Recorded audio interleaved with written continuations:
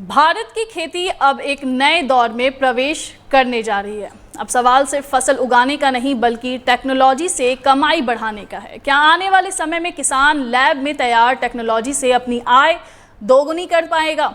और क्या भारत दुनिया की बायो इकोनॉमी में सुपर पावर बनने की तरफ बढ़ रहा है? दरअसल नीति आयोग ने बायो इकोनॉमी 2035 का एक बड़ा और दूरदर्शी रोड मैप पेश किया है। इस प्लान के तहत एग्री बायो 2.0 मिशन को शुरू करने का प्रस्ताव रखा गया है, जिसका फोकस है भारत की खेती को पारंपरिक तरीके से निकालकर हाईटेक, स्मार्ट और टिकाऊ बनाना।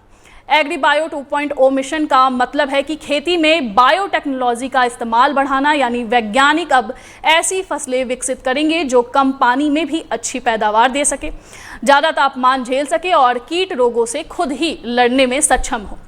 इससे मौसम की मार का असर काफ़ी हद तक कम हो सकता है।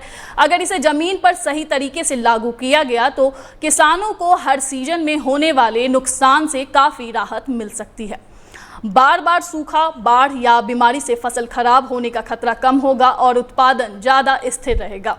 इस मिशन का सबसे बड़ा फायदा किसानों को मिलेगा। उन्हें मिलेंगे बायो फर्टिलाइजर और बायो पेस्टिसाइड जो केमिकल खाद की तुलना में सस्ते भी होंगे और जमीन को नुकसान भी नहीं पहुंचाएंगे। इससे मिट्टी की उर्वरता लंबे समय तक बनी रहेगी, लागत घटेगी और मुनाफा बढ़ेगा।